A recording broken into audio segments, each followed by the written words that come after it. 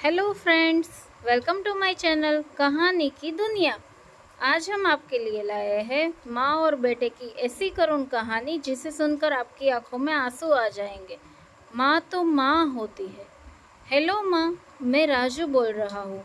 कैसी हो माँ? मैं ठीक हूँ बेटे। ये तो बताओ तुम और बहू दोनों कैसे हो? हम दोनों ठीक हैं माँ। आपकी बहुत याद आती है। अच्छा सुनो माँ, मैं अगले महीने इंडिया आ रहा हूँ तुम्हें लेने। क्या? हाँ माँ, हम सब साथ ही रहेंगे। नीतू कह रही थी माँ जी को अमेरिका ले आओ, वहाँ अकेली बहुत परेशान हो रही होगी। हेलो, सुन रही हो ना माँ? हाँ हाँ बेटे। बूढ़ी आंखों से खुशी की अश्रुधारा बह निकली। बेटे और बहू का प्यार नस नस में दौड़ने लगा था। जीवन के 70 साल गुजार चुकी सावित्री ने जल्दी से अपने पल्लू से आंसू पोंछे और बेटे से बात करने लगी। पूरे 2 साल बाद बेटा घर आ रहा था। बूढ़ी सावित्री ने मोहल्ले भर में दौड़ दौड़ कर ये खबर सबको सुना दी। सभी खुश थे कि चलो बुढ़ापा चैन से बेटे और बहू के साथ गुजरेगा। राजू अकेला आया था। उसने कहा कि माँ, हमें जल्दी ही वापस जाना है, इसलिए जो भी रुपया पैसा किसी से लेना है वो लेकर रख लो, और तब तक मैं किसी प्रॉपर्टी डीलर से मकान की बात करता हूँ। मकान? माँ ने पूछा। हाँ माँ, अब ये मकान बेचना पड़ेगा, वरना कौन इसकी देखभाल करेगा? हम सब तो अब अमेरिका में रहेंगे। बूढ़ी आंखों ने मकान के कोने कोने को ऐसे निहारा जैसे किसी अबोध बच्चे को सहला रही हो। आनन फानन और औने पौने दाम में राजू ने मकान बेच दिया। सावित्री देवी ने वो ज़रूरी सामान समेटा जिससे उनको बहुत ज़्यादा लगाव था। राजू टैक्सी मंगवा चुका था। एयरपोर्ट पहुंचकर राजू ने कहा, माँ, तुम यहाँ बैठो, मैं अंदर जाकर सामान की जांच और बोर्डिंग और वीज़ा का काम निपटा लेता हूँ। ठीक है बेटे। सावित्री देवी वही पास की बेंच पर बैठ गई। काफ़ी समय बीत चुका था।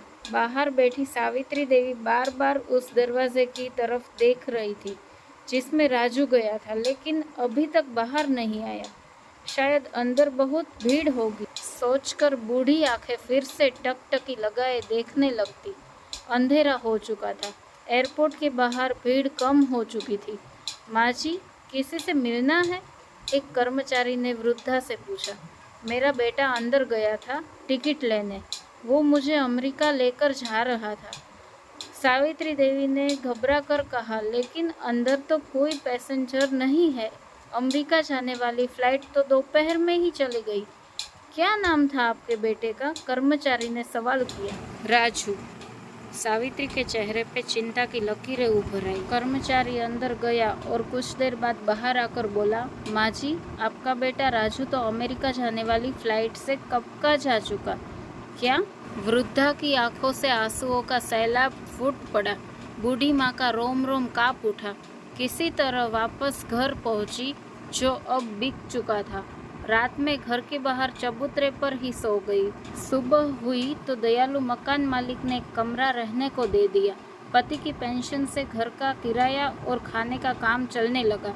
समय गुजरने लगा। एक दिन मकान मालिक ने वृद्धा से पूछा, माँ जी, क्यों नहीं आप अपने किसी रिश्तेदार की यहाँ चली जाए? अब आपकी उम्र भी बहुत हो गई है, अकेली कब तक रह पाएगी? हाँ, चली तो जाऊँ, लेकिन कल को मेरा बेटा आया तो यहाँ फिर से कौन उसका ख्याल रखेगा? दोस्तों, आंखों से आंसू आने लग गए। मेरी विनती है आप सभी से कि कभी भी आप अपने माँ बाप का दिल मत दुखाना, क्योंकि माँ तो माँ होती है जो अपना दुख दर्द भूल के भी अपने बच्चों का ख्याल रखती है, अपने बच्चों के बारे में सोचती है। तो दोस्तों, हमारी ये कहानी आपको कैसी लगी हमें कमेंट सेक्शन में बताइए। हमारे इस वीडियो को लाइक एंड शेयर कीजिए और ऐसी ही और कहानी सुनने के लिए हमारे चैनल को सब्सक्राइब कीजिए।